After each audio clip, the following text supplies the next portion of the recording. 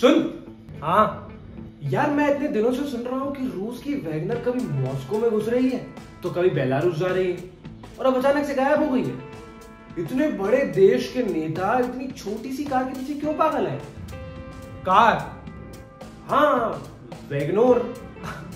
अबे ये वो वैगनार नहीं है, रुक मैं तुझे बताता हूँ उसके बारे में। पर क्या है रूस का वैगनर ग्रुप? देख, वैगनर ग्रुप किराए के सैनिकों की एक प्राइवेट आर्मी है जो रूसी सेना के साथ यूक्रेन के खिलाफ युद्ध लड़ रही थी और रूस के इस वैगनर ग्रुप के चीफ का नाम है येवेगेनी प्रिगोजिन। अनुमान लगाया जा रहा है कि हजारों वैगनर सैनिकों ने रूस की तरफ से यूक्रेन के खिलाफ जंग में हिस्सा लिया और यूक्रेन में बहुत सारी रशियन टेरिटरीज बनाई हैं। अब तक वैगनर ग्रुप की पहचान पहली बार 2014 में हुई थी। तब ये पूर्वी यूक्रेन में रूस समर्थक अलगाववादी ताकतों का समर्थन कर रहा था। उस समय ये एक गुप्त संगठन था और ज्यादातर अफ्रीका और मध्य पूर्व में सक्रिय था। वैगनर ग्रुप एक ऐसी प्राइवेट आर्मी है जो पैसे लेकर किसी भी देश का साथ दे सकती है और कभी कभी तो पैसे के बजाय जमीन लेकर वहां व्यापार करती है, जैसे कि अफ्रीका में कर रहे हैं। और इस प्राइवेट आर्मी की एक खास बात यह भी है कि इस आर्मी में पूरी दुनिया से कोई भी शामिल हो सकता है और एक साल में रशियन सिटीजनशिप भी मिल जाएगी।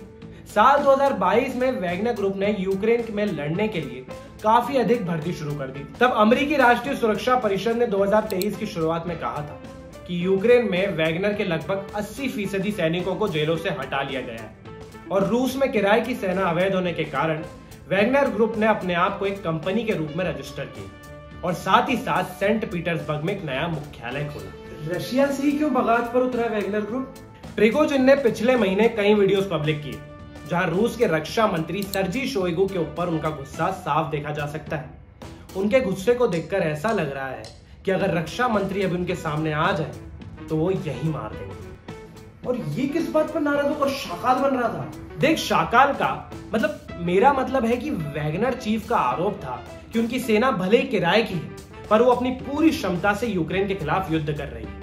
लेकिन रक्षा मंत्री सर्जी शोइगु यूक्रेन में लड़ने वाली वैगनर यूनिट्स को जानबूझकर कम आपूर्ति कर रही है। वैगनर चीफ का कहना था कि मेरे लड़के वहां जंग में लड़ रहे हैं और उनके पास जरूरी असला बारूद नहीं है और ये रूस के रक्षा मंत्री का काम है। इसी वजह से वो रक्षा मंत्री पर भड़का हुआ था। और इसके साथ ही रूसी रक्षा मंत्रालय ने वैगनर जैसी कंपनियों को जून 2023 के आखिर तक औपचारिक रूप से नियमित रूसी सेना में शामिल होने के लिए अनुबंध पर हस्ताक्षर करने का आदेश जारी कर दिया। घोषणा में वैगनर समूह का नाम नहीं लिया गया था, लेकिन इस कदम को सरकार की ओर से ग्रुप पर ज्यादा नियंत्रण हासिल करने की कोशिश के तौर पर देखा गया। इसके बाद प्रिगोजिन ने घोषणा कर दी कि उनकी सेनाएं अनुबंधों का बहिष्कार करेगी और मामला इतना बिगड़ा कि वैगनर ग्रुप ने मॉस्को पर कूच कर दिया। अच्छा, और अब कहां है वैगनर ग्रुप?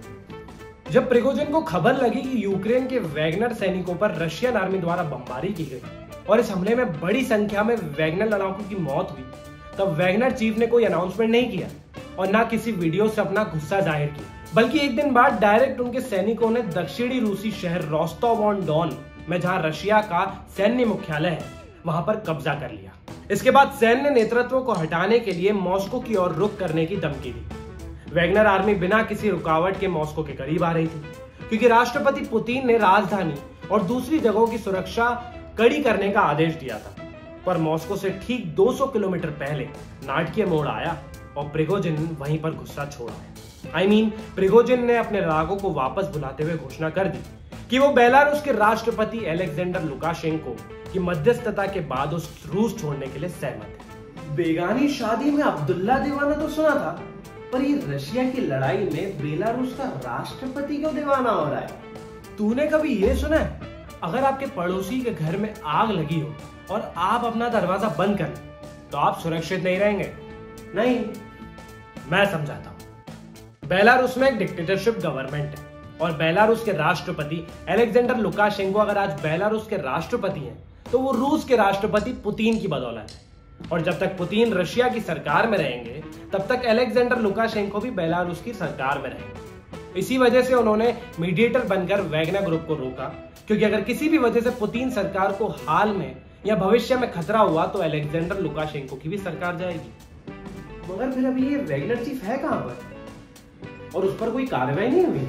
इस सवाल का जवाब तो अभी भी रहस्य बना हुआ है, क्योंकि कुछ का कहना है कि वो अभी बेलारूस में है तो कुछ का मानना है कि वो वापस रूस आ गए।